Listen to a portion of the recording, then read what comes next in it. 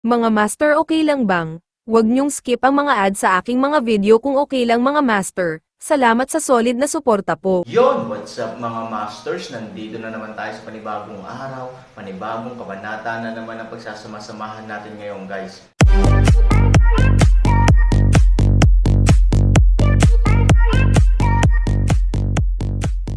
Bali mga masters, kung bago ka pa lang po sa aking YouTube channel, please click the subscribe button, lalong-lalo na po yung notification bell guys, para maging connected pa rin tayo sa isa't isa at maging updated kayo sa mga susunod ko pang video. Bali mga masters, bago natin umpisahan ng kwento ay mag-shoutout po muna tayo para sa mga solid nating tagapakinig. Shoutout kay Lorne Garces. Shoutout kay Edgar Bustillo. Yun na nga mga masters, no? Bali hindi na ito patagalin. In 3, 2, 1, let's go! Oo, pagbabago ng kulay. Medyo mapangahas, ngunit nangyari ito sa harap ni Han Sanchen. Ang pagong ng dugo, na kanina lang ay pulang dugo, ay namutla sa isang iglap. Dahil walang shell ng pagong, ang buong katawan nito ay walang takip, at ito ay nagiging mas kapansin-pansin pagkatapos na ito ay pumuti. Ano? Ang pagong na may dugo ay hindi napigil ang umatras ng halos kalahating metro, nakatingin kay Han Sanchen na halos may matinding takot. Magugulat ito sa halimaw sa katawan nito, halos mahuhulaan ito ni Han Sanchen, ngunit ang lawak ng sorpresa ng lalaking ito ay malayo sa pangunawa ni Han Sanchen. Mukhang nakakita ng multo ang lalaking ito. Ganon ba kalakas ang halimaw sa katawan ko? Ngunit nang si Han Sanchen ay labis na nalilito, ang pag-uugali ng pagong na may dugo ay naging dahilan upang siya ay maghinala sa buhay. Nakita ko ang pagong na may dugo na minamanipula ang nakakatuwang malambot na katawan nito, biglang lumubog sa ilalim ng dagat, at pagkatapos ay humiga ng mabigat sa lupa, na nakaunat ng husto ang mga paa nito. Siyempre, nakita na ni Han Sanchen ang aksyong ito noon pa. Sa mundo ng mga hayop sa lupa, ipinapahayag ng mga hayop ang kanilang pagpapasakop sa kanilang mga hari sa pamamagitan ng paggalaw na ito ng paghiga sa lahat ng apat. Maaari mong kontrolin ang dagat ng dugo, naiintindihan ko, natalo ako. Puno ng paggalang at pagpapasakop ang boses ng dugong pagong. Nanatiling kalmado si Han Sanchen. Iniisip niya kung gaano kasagrado ang halimaw sa kanyang katawan. Bakit pati ang pagong na may dugo ay tuluyan ng nagpasakop matapos malaman ang tungkol dito? Kahit na ito ay nagpahayag ng nakakumbinsi na natural lamang na ang dagat ng dugo ay dapat kontrolin. Sa madaling salita, sa ketulusan ng pagong ng dugo, madaling durugan ng halimaw na ito ang lugar na ito. Gaano ito kalakas? Ang dugong pagong na ito, kahit nasa isang kamay sa kamay na pakikipaglaban, naramdaman niyang hindi siya kalaban para dito, ngunit ang napakalaking halimaw ay agad na sumuko sa presyon ng halimaw na nasa loob niya. Ito ay mapangahas at nabigla kay Han Sanchen. Maaari mo bang sabihin sa akin, sino ang halimaw sa aking katawan? Ang tanong ni Han Sanchen ay halatang natigilan ang pagong sa dugo, marahil ay hindi nito naisip, ngunit hindi alam ni Han Sanchen kung nasaan ang halimaw sa kanyang katawan. Ngunit sa isang iglap, umiling muli siya, I am not qualified to mention its name. If you want to know, you might as well you ask it yourself. Pagkahulog ng mga salita, muling ibinaba ng patay na pagong ang ulo. Nanlulumaw talaga si Han Sanchen kung tumanggi siyang sabihin ito at hindi maglakas loob na sabihin iyon. Siya nga pala, kontrolado ko na ang dagat ng dugo, maaari ba akong direktang pumunta sa mga ugat ng dragon sa pamamagitan ng pag-alis sa lugar na ito? Tanong ni Han Sanchen, kung hindi mo muling sasagutin ang tanong na ito, tiyak na papatayin kitang pangit. Ang pagong ng dugo ay natigilan, gusto mong putulin ang ugat ng dragon dito. Mabuti, hindi, umiling ang dugong pagong. Bakit? Ang mga ugat ng dragon ay lubhang masama, at karamihan sa puot sa dagat ng dugo ay hinihigop nito. Kung gusto mo itong atakihin, kahit na sumabog ito, tiyak na hindi ito magpapagaan sa iyong pakiramdam. Sa oras na iyon, ang puot ay magiging mas manak, at ito ay umaatake sa lahat ng dako, at kung ito ay nakitang buhay, ito ay papatayin. Lalo na sa iyo bilang isang destroyer, ang mga ugat ng dragon ay hindi kailanman bibitaw.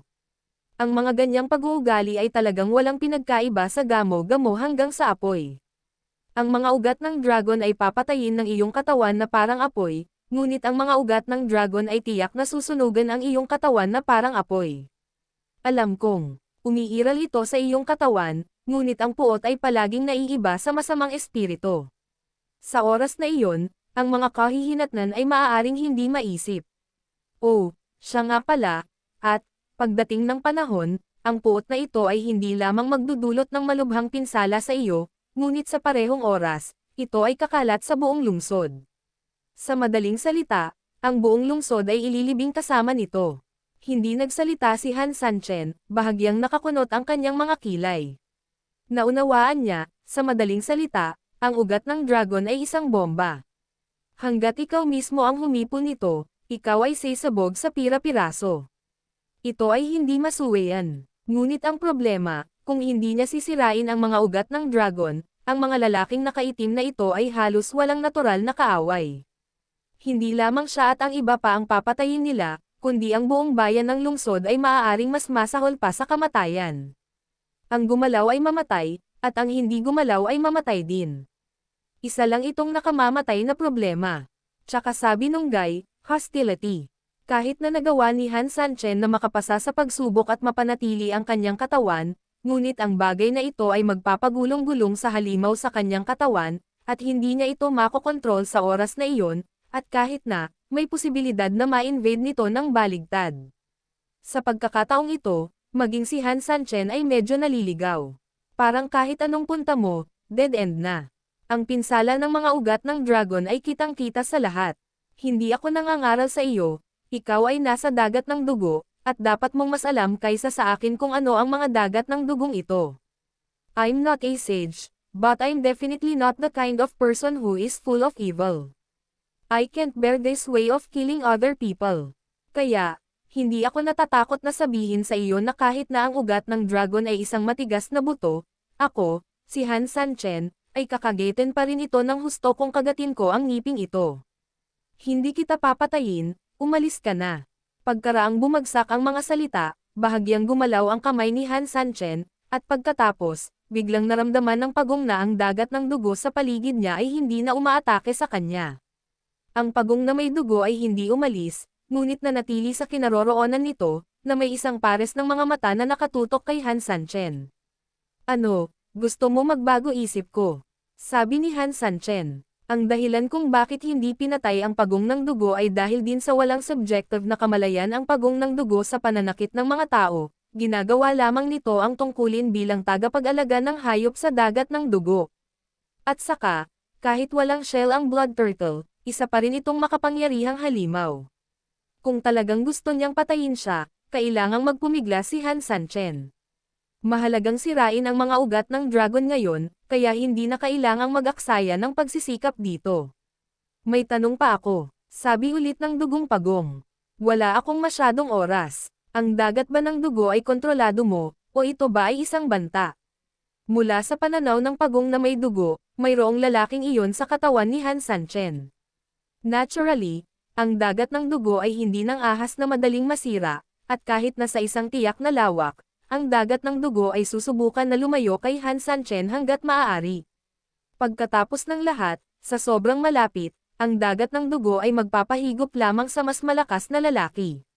Dahil din dito upang maprotektahan ang kanyang sarili, pinahirapan ni Zuei ang kanyang sarili sa kabaligtaran. Ito ang tinatawag na pamimilit. Ngunit ngayon lang, nang sabihin ni Han Sanchen na bitawan ito, kitang-kitang gumalaw ang kamay ni Han Sanchen. Ito ang kanyang aksyon upang bawiin ang dagat ng dugo na nakakulong sa kanya. Nangangahulugan din ito na maaaring hindi banta ni Han Sanchen ang Blood Sea, ngunit kontrolin ito. Importante ba? Tanong ni Han Sanchen. Siyempre importante. Pagkatapos sumagot ng dugong pagong, hindi na siya nagsalita, at nag-alinlangan ng matagal, parang may mahirap sabihin. Pagkatapos, dahan-dahan niyang ibinuka ang kanyang bibig. Ito ay nauugnay sa kung maaari mong sirain ang mga ugat ng dragon, sa tingin mo ba mahalaga ito? Ano ang ibig mong sabihin? Kumunat ang noo ni Han Sanchen, kontrolado man ito o hindi, bakit may kinalaman ito sa kung kaya nitong sirain ang mga ugat ng dragon, maaari mo bang ipaliwanag ng malinaw?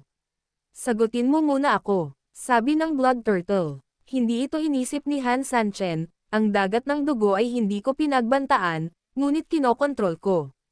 Imposible, kahit na ang dagat ng dugo ay hindi isang buhay na bagay, ngunit sa ilalim ng kasamaan ng yin, ang kapangyarihan ng kasamaan ng yin ay napakalaki, at halos sila ay bumubuo ng mga katawan ng yin ng mag-isa.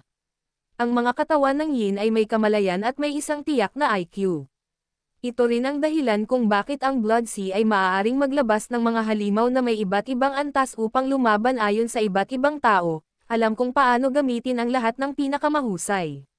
Ngunit ang gayong nakakamalay na bagay ay talagang napakahirap na kontrolin ng mga tao. Sa pinakamahusay na ito ay na-blackmail. Sa makatuwid, ang pagong na may dugo ay medyo hindi naniwala sa mga salita ni Han Sanchen. Nakita rin ni Han Sanchen ang kawalang paniwala ng taong ito, hindi dahil sa pagpapakitang gilas, ngunit umaasa lamang na masasagot ng lalaking ito ang kanyang mga pagdududa, kaya't direktang ginalaw niya ang kanyang kamay, at sa sumunod na segundo, muling gamulong ang buong dagat ng dugo. Ang pinakapinalaking bagay ay ang pagong ng dugo ay nakakakita ng ilang mga kakaibang hugis na lumilitaw sa dagat ng dugo ng ilang sandali. May isang maliit na puyo ng tubig na ipinanganak mula sa ilalim ng dagat, na nagiging isang buhay na dragon. Mayroon ding isang maliit na puyo ng tubig sa tubig, na direktang nagiging isang phoenix, na buhay at kahit na bahagyang nagpapapakpak ng kanyang mga pakpak. Higit pa rito, diretso itong naging isang maliit na pagong, sa mismong harapan niya, na halos kapareho ng kanyang hitsura. Sa pagkakataong ito, agad na napatulala ang pagong sa dugo. Malinaw na hindi ito kasing simple ng Blood Sea na pinipilit ng isang taong kayang gawing isang nakakatawa at abnormal na bagay si Zue sa isang iglap. Bukod dito, nakita rin niya sa sarili niyang mga mata na nang hayaan ni Han Sanchen si Zue na magpatakbo ng ganito, ang kanyang kamay ay may kasabay na pagkilos. Kaya naman, ipinapakita ng lahat na hindi nagsisinungaling si Han Sanchen, ipagmalaki pa, talagang ginagawa niya ang lahat ng sinabi niya. Ang pagong ng dugo ay parehong labis na nabigla at natuwa, hindi ko akalain na may isang tao sa mundong ito na talagang makokontrol ang dagat ng dugo. Sa palagay ko ay maaari mo talagang mabali ang mga ugat ng dragon. Bakit? Medyo naguluhan si Han Sanchen. Bakit pinipilit ang dagat ng dugo? Mahuhulog ako sa sitwasyon ng kamatayan laban sa mga ugat ng dragon, ngunit kung kontrolin ko ang dagat ng dugo, mayroong isang paraan upang harapin ito. Hindi naintindihan ni Han Sanchen ang loika sa likod nito ng ilang sandali. I'll explain this to you later. I want to know why you can control the Sea of Blood. As far as the monster in your body is concerned, even if it can deter the Sea of Blood, it is definitely not enough to higop ang Sea of Blood. At kung kaya nitong sipsipin ang dagat ng dugo, imposibleng ikulong mo ito sa iyong katawan. Mas imposible rin na makinig ito sa iyo at tumanggi itong sipsipin kung sasabihin mo. Ngumiti si Han Sanchen. Napakasimple nito, hindi ako umaasa sa mga halimaw sa aking katawan upang kontrolin ang dagat ng dugo. Imposible, kung hindi ka umaasa sa mga halimaw upang kontrolin ang dagat ng dugo, paano mo ito gagawin? Umiling si Han Sanchen, umaasa ako sa Chanmo Bao para kontrolin ito. Kastilyo ng Chanmo. Tama. Para sabihin sa iyo ang totoo, dapat ay malinaw na malinaw sa iyo ang tungkol sa malaking pagkakabuo ng Demon Fortress, di ba? Tapos sa ganoong kalaking pormasayon, lahat ng nasa Demon Fortress ay maa-absorb nito. Bagaman mabangis ang dagat ng dugo, matatagpuan din ito sa Heavenly Demon Castle, at nakapaloob din ito sa malaking pormasayon ng Heavenly Demon Castle. Hindi mo ito itinatanggi, di ba? Tumanggo ang dugong pagong, totoo nga ito. Dahil ito ang kaso, kahit isang malaking pormasayon tulad ng Chanmo Castle ay nasa ilalim ng aking kontrol, kaya ano ang magagawa nito kung ito ay isang dagat ng dugo? Nang marinig ang mga salita ni Han Sanchen, natahimik sandali si Blood Turtle. Sa teorya, ang sinabi ni Han Sanchen ay talagang hindi mali. Ang mga malalaking tao sa labas ay kontrolado lahat, at ang mga maliliit na lalaki sa loob ay palaging mahigpit na pinaghihigpitan kahit paano sila tumalon. Ngumiti si Han Sanchen, naglakas loob akong makipagsapalaran sa dagat ng dugo. Sa katunayan, umaasa ka ba sa halimaw sa aking katawan kapag iniisip mo na ako iyon? Para sabihin sa iyo ang totoo, hindi ko talaga alam ito ng lubusan. Kung gusto kong ipusta ang lahat ng aking mga kayamanan sa kanyang katawan, malamang na matagal na akong namatay, hindi ko alam kung gaano karaming beses. Minsan ay, Mahilig magsugal si Han Sanchen sa ganitong uri ng laro, ngunit tiyak na hindi siya isang bulag na nagsusugal mahabang panahon. Kung gusto mong hindi matalo, makakahanap ka lang ng mga paraan upang madagdagan ang iyong posibilidad. Sa ganitong paraan lamang tayo makakaupo ng matatag sa Dao Yute. Bakit nanalo ang kasino? Hindi ba ito nakadepende sa 1% na posibilidad na ito ay palaging hihigit sa bilang ng mga customer? Naiintindihan. Nakangiting tumango ang pagong na may dugo, napakatalino mo at may kakayahan. Hindi katakatakang ipinadala ako ng dugong dagat upang lumaban pagkatapos mong bumagsak sa dagat ng dugo. Hindi ka rin masama, sagot ni Han Sanchen. Ako ang general ng Natalong Hukbo, kaya hindi mo ako kailangang purihin. Bahagyang umiling ang pagong ng dugo, at nagpatuloy, dahil napag-aralan mo na ang dagat ng dugo, magiging madali para sa iyo na basagin ang mga ugat ng dragon. Hindi nagsalita si Han Sanchen, tahimik na naghihintay sa kanyang paliwanag. Napakasimple ng dahilan. Lahat ng bagay sa mundo ay mutual generation at mutual restraint. Naiintindihan mo ba? Agad na tumango si Han Sanchen, ibig mong sabihin, kung gusto mong basagin ang mga ugat ng dragon, kailangan mong umasa sa dagat ng dugo. Tumugon ang pagong ng dugo, hindi masama. Nakikita ko. Ang dagat ng dugo ay maaaring maprotektahan ang mga ugat ng dragon sa ilang mga oras, ngunit maaari nitong sirain ang mga ugat ng dragon sa ibang mga oras. Napakasimple lang ng dahilan, tulad ng dahilan kung bakit dapat may panlunas malapit sa pugad ng makamandag na ahas. Buti naman at naiintindihan mo, isa rin akong nilalang sa dagat ng dugo, kaya hindi ako nahihiyang magsabi patungkol sa ilang bagay, hihinto ako sa punto. Tumango si Han Sanchen ng may pag-unawa, paano ka, kung gagamitin ko ang paraan na sinabi mo, hindi ka ba mabubure? Nang marinig ito, biglang ngumiti ang pagong sa dugo, may something ba sa mga salita mo? At least, I think you don't just care about me. Yun na nga mga masters, no? Bali panibagong kabanata na naman yung natapos natin ngayong gabi. Muli, maraming salamat po talaga sa walang sawang suporta po sa aking YouTube channel na talagang inaabangan nyo po ang bawat upload ko po.